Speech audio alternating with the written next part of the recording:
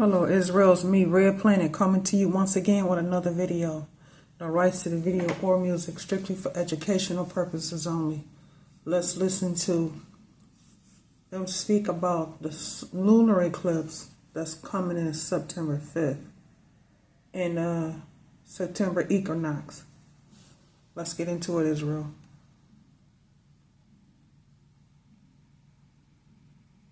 Gazing opportunities, a few other celestial objects, and of course the September equinox. Whether you're new to stargazing or just seeking some of the other interesting astronomical sights, there's plenty to see in the night sky in September. Additionally, September signals a season change.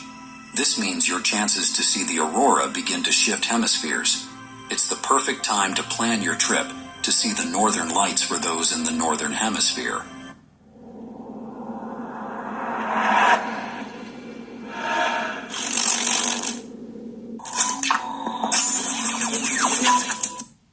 September 5th, lunar occultation of Venus, visible in the South Atlantic Ocean, not over land.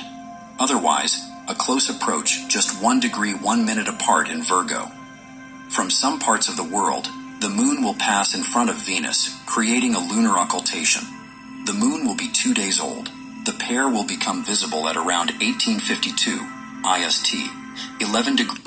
It is not in space, Israel, because nobody can leave out of the or go through the firmament. So if you're going to see this, you're going to see it in our night skies, within our atmosphere, not out in space. It's just not going to happen. It's not going to take place out in space. Now, will it take place within our atmosphere, in our night sky? Yes. Yes, it will. But not from what they're talking about. Because they seem to think that we are able to look out in space through the telescope, Lucifer, that's what they call it, and see the celestial planets. That is not true. You're going to see the celestial planets. You see it in our night skies at night. It's like you see the moon and the stars. You're not going to see that out in space, Israel. It's just not going to happen unless they figure out a way to get past and get through the firmament. And I doubt if that's even able to take place. Degrees above your western horizon, as dusk fades to darkness. They will then sink towards the horizon, setting 1 hour and 12 minutes after the sun at 1949. September 6th, Mercury at its evening peak. September is a good month for planetary viewing options, and the month begins with an opportunity to spot the smallest and closest to the sun.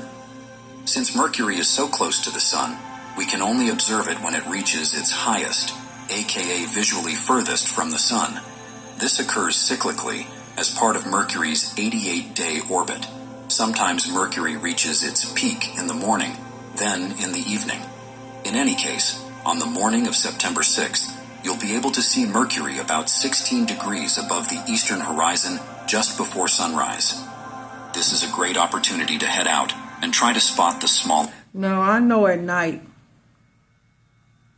when I used to have my binoculars, even on my phone, if I download binoculars on my phone, and not even binoculars, if I just look outside, I can see the moon, but behind the moon, I can see all the planets behind the moon.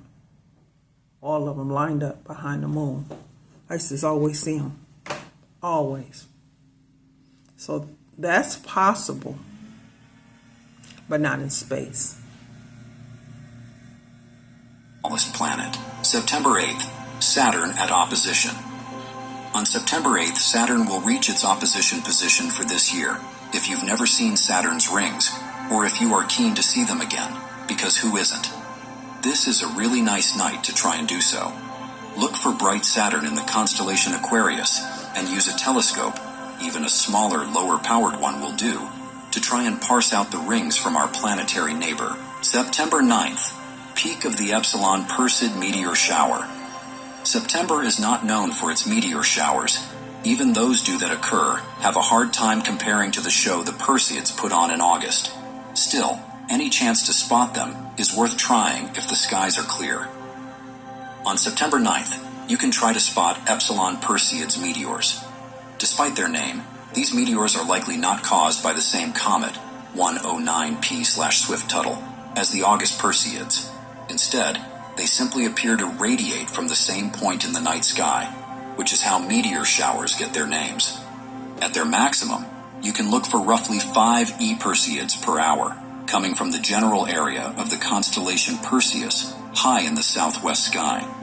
As I said, not as spectacular as Perseids, but still interesting. September 17th, partial lunar eclipse. While it feels like ages, it's really only been a few months since the last set of eclipses. How was it only in April that I stood in awe of totality over my house in Northeast Ohio? Anyway, here comes another set, starting with a partial lunar eclipse on September 17th. The corresponding solar eclipse will take place in October. On this night, look for the moon to turn partially red if you're viewing North America, South America, Europe, and most of Africa. Be sure to check my guide for viewing this upcoming lunar eclipse for a map and more details on timing. September 18th, full moon. The moon will reach full phase. At this time of the month, it is visible for much of the night, rising at around dusk and... Now, I've seen full moons, and when I see it as bright, extremely bright, and high up in the sky, when I see a full moon. But we always see full moons, all the time. So what makes this one different? I don't know. Unless they know something that we don't. But it's real, we are always seeing full moons, half moons,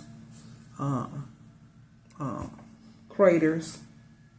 We're always seeing full moons. And being bright as well.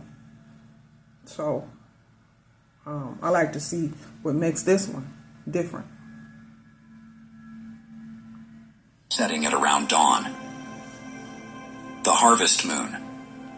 The sequence of full moons that fall through the year are sometimes assigned names such as the harvest moon, according to the months and seasons in which they fall. September 20th. Neptune at opposition. After Saturn reaches opposition earlier in the month, Neptune and the Sun will be opposite of one another on the night of September 20th. The Sun will brightly illuminate Neptune, making it a great time to view this ice giant planet.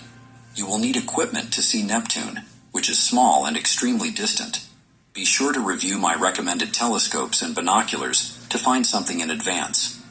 You'll also probably need a Starfinder app to spot Neptune, which is in the constellation Pisces. September 22nd, September equinox.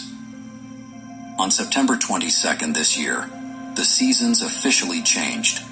The September equinox, called the autumnal equinox in the northern hemisphere, and the vernal equinox in the southern hemisphere, signals the point where Earth experiences roughly equal lengths of day and night.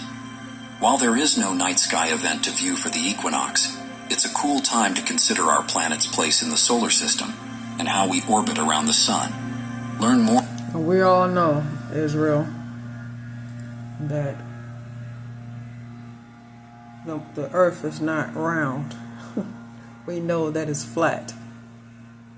And it's not spinning on its axis, because if the earth is flat, the earth is not spinning.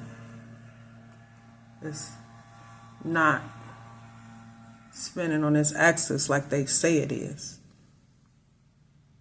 But they're going to say it is, because they want the earth to be round and want you to think that the earth is round, but it's not.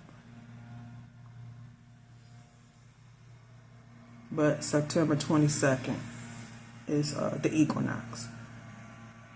More about the September equinox and how it is marked in different parts of the world. September 23rd, close approach of the moon and Jupiter, 5 degrees 48 minutes apart in Taurus. The moon and Jupiter will share the same right ascension, with the moon passing 5 degrees 50 minutes to the north of Jupiter. The moon will be 20 days old. At around the same time, the two objects will also make a close approach, technically called an appulse. September 25th, close approach of the Moon and Mars, 4 degrees 52 apart in Jupiter. Long-tail comet, C 2023-3, Tsuchinshan Atlas, is expected to be visible to the naked eye in the northern hemisphere between September 27th to October 2nd and October 12th to 31, 2024. It will be best viewed in late September and early October, with its brightness peaking around early October. The comet will be visible in the east just before sunrise, from September 27th to October 2nd, and in the west just after sunset from October 12th to 31st. It could reach magnitude -3 around October 12th, 2024, making it one of the brightest comets visible in the northern hemisphere in the last 100 years. Enjoy these extra events to spice up your nights of stargazing, and you'll gain a greater appreciation of just how much there is to see out there. Do you have questions or comments about these events in the September 2024 night sky? Let us know in the comments. For space updates, subscribe to Secrets of Space.